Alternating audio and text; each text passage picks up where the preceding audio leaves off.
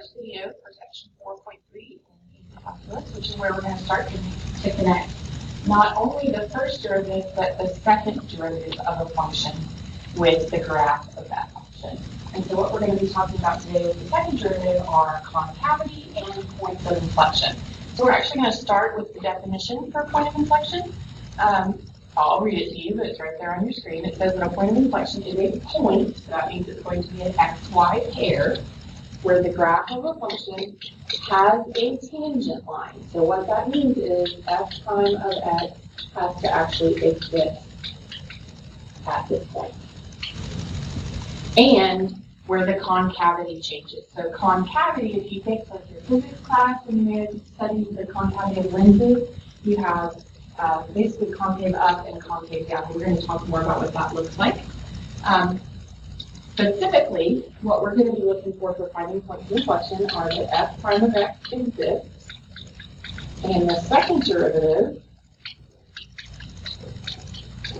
either equals 0 or does not exist. So the steps are going to look almost identical to the steps for finding critical points and locations of maximums and minimums, except that all of those steps that we were going through with the first derivative, we're now going to go through with the second derivative to find points of inflection. We also have what's known as a concavity test. So the graph of a twice differentiable function, so that means a function where we can find not just the first but the second derivative, is going to be concave up on any interval where the second derivative is positive. And then it will be concave down on any interval where the second derivative is negative. So up, positive, down, negative. Those should be easy to remember. So let's talk about what exactly that looks like to have different types of concavity. So we could have a situation where a function is increasing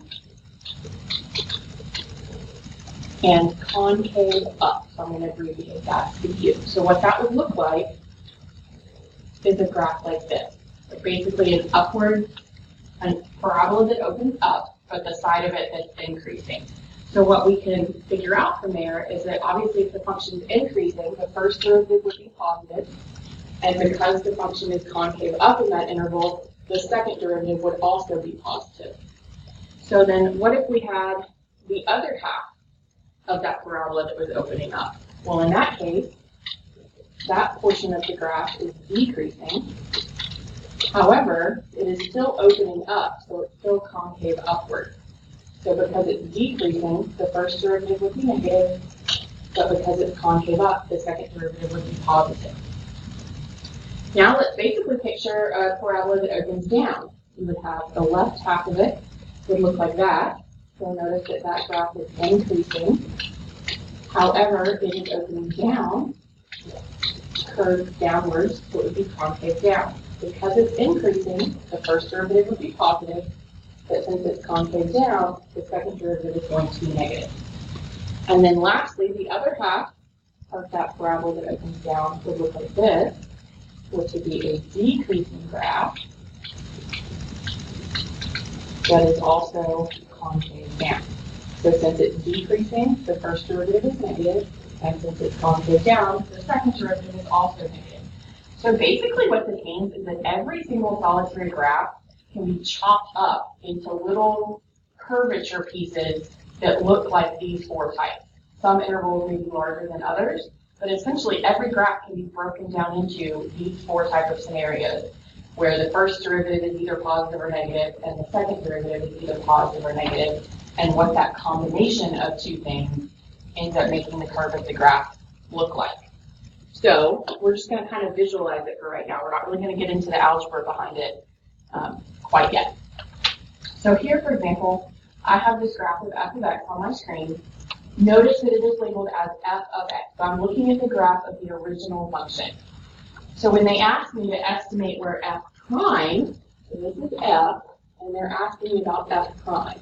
They want to know where f prime is positive, where it is negative, and where it equals 0. Well, f prime is going to be positive when my original graph is increasing. So anywhere that this green graph here is increasing or moving upwards is where the first derivative would be positive. So basically, I'm just going to chop my graph up into my x-axis number line that goes from negative infinity to positive infinity. It increases until I get to here. So that would be from negative infinity to negative 1. Then it decreases from negative 1 to here. So that means that my first derivative would be negative from negative 1 to 1. And then my graph begins increasing again. So that would be from 1 to infinity. So all of those are written as intervals. Now where it actually equals 0 is going to be where we change from increasing to decreasing, which is at the maximum and minimum. So these are going to be written as actual x values. So x equals negative 1 and x equals positive 1. Now I'm going to erase those marks that we made so that I can now talk about the second derivative. So now we want to find the intervals where the second derivative is positive, negative, and 0. And sometimes those are a little bit more difficult to identify because we're kind of looking at the curvature of the graph. Basically, we're trying to see where the graph opens up and where the graph will be opening down.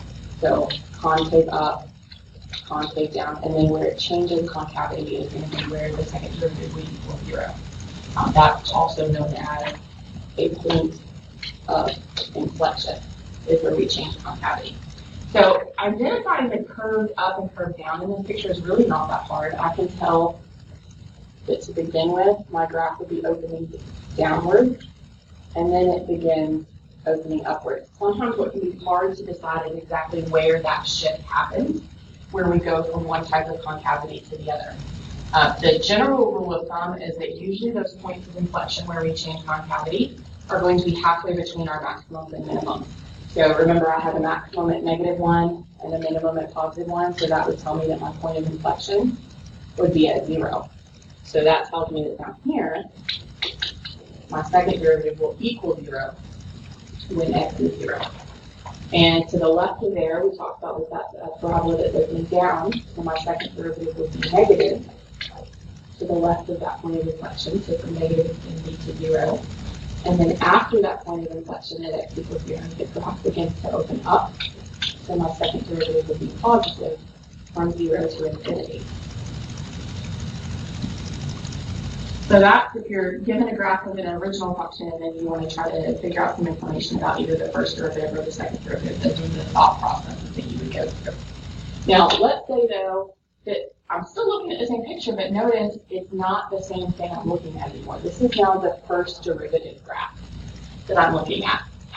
And so the first question is, actually the only question, is to tell where this function, the original function, would be increasing and decreasing. So remember, the original is going to be increasing wherever f prime is positive, and then it will be decreasing wherever f prime is negative. So this is the graph of f prime. Positive and negative is going to be above the x-axis, below the x-axis. So all of these places where we cross through the x-axis is where the first derivative changes from positive to negative, and that means that's going to be where the function changes between increasing and decreasing. So I'm really just going to read this graph from left to right. To begin with, when x is negative infinity, my first derivative is below the x-axis. It stays below the x-axis until I get to this point at 2. So I would be decreasing from negative infinity to negative 2. Then my first derivative graph stays above the x-axis all the way to here at x equals 0. So my original graph would increase from negative 2 to 0. Then the first derivative goes below the x-axis again from 0 to positive 2. So my graph would be decreasing from 0 to positive 2.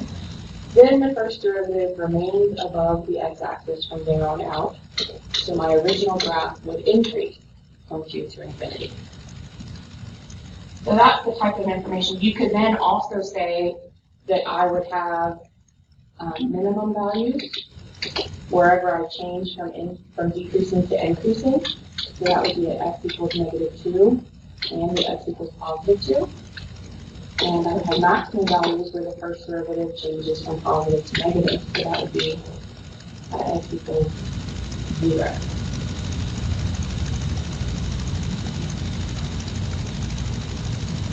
All right.